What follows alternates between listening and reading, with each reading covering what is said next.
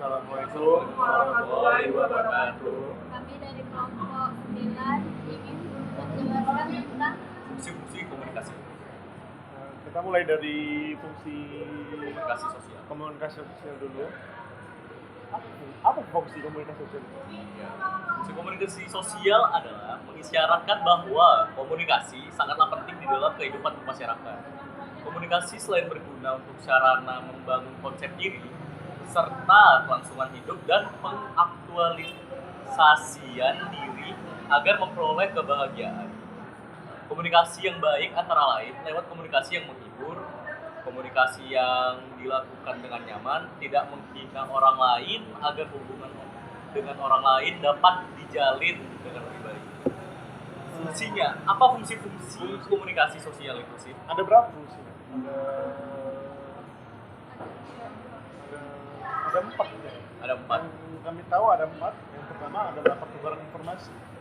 Ya. Pertukaran informasi itu fungsi komunikasi sosial yang sebagian ataupun sarana pertukarannya informasi bisa dilakukan dengan macam-macam media. Tujuan dari pertukaran ini untuk mengetahui informasi atau kejadian yang terjadi di lain tempat dan saling memberikan informasi. Dan untuk yang kedua adalah untuk bersosialisasi. Apa? Coba menjelaskan. Bisa? komunikasi sosial yang dilakukan secara langsung juga akan menjadi sarana dalam bersosialisasi. Pada saat bersosialisasi, kita akan memberikan informasi mengenai siapa diri kita, dari mana asal kita, kemampuan yang kita miliki, pengalaman hidup, pengalaman hingga kepada cerita pribadi mengenai keluarga atau asmara. Sosial yang dilakukan tersebut harusnya dilakukan dengan baik agar tujuan bersosialisasi untuk menjaga keberlangsungan hidup, mencari kehubungan, keberadaan, memperoleh kebahagiaan tersebut dapat dilaksanakan sehingga keberadaan seseorang di tengah masyarakat akan diterima dengan baik oleh lingkungan sekitar. Selanjutnya Ada memberikan pemahaman. Dengan beraneka ragamnya suku dan budaya serta dari sejarah yang dapat kita temui di Indonesia, tentunya memiliki upacara atau ritual tersendiri dan berbeda antara satu tempat dengan tempat lainnya.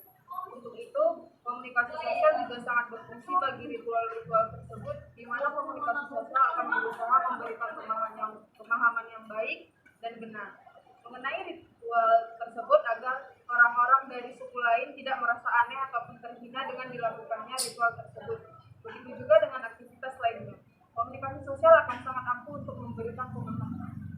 Oke, yang selanjutnya menunjukkan ekspresi. Apa itu menunjukkan ekspresi? Komunikasi sosial juga memiliki fungsi untuk menunjukkan ekspresi dan perasaan seseorang yang keluar pada saat melakukan komunikasi. Sebuah ekspresi yang keluar dari komunikasi merupakan sebuah hal yang paling penting untuk menunjukkan bagaimana perasaan yang dirasakan dan yang dialami pada saat berkomunikasi sedang berlangsung. Ketika berkomunikasi, ekspresi yang muncul di antaranya, orang-orang yang sedang berkomunikasi tersebut bisa menunjukkan bahwa ia sedang bahagia, sedang sedih, kecewa, risau, atau menunjukkan berbagai jenis ekspresi lainnya di hadapan orang-orang sekitarnya. Oke, kita masuk ke fungsi yang kedua, yaitu komunikasi ekspresif. Komunikasi ekspresif itu untuk menyampaikan perasaan-perasaan atau emosi kita. Perasaan-perasaan tersebut terutama dikomunikasikan melalui pesan-pesan non-verbal, perasaan sayang, peduli, rindu, simpati, gembira, atau marah dan benci dapat disampaikan lewat kata-kata. Namun bisa disampaikan secara lebih ekspresif lewat perilaku non-verbal. Contohnya itu misalnya saat saya mencengkeram perut saya dan meringis, orang lain yang melihat akan langsung beranggapan bahwa saya sedang sakit perut. Oleh karena itu, orang lain tersebut memberi simpati dan mengusap bahu saya. Saya berkata, kamu nggak apa-apa kan?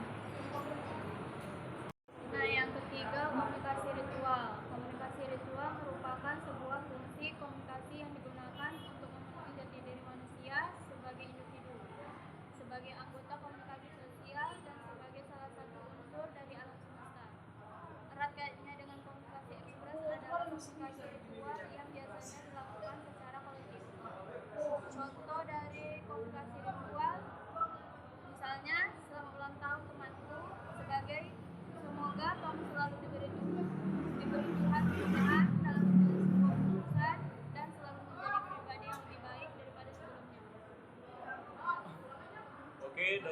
terakhir, yang keempat, komunikasi instrumental.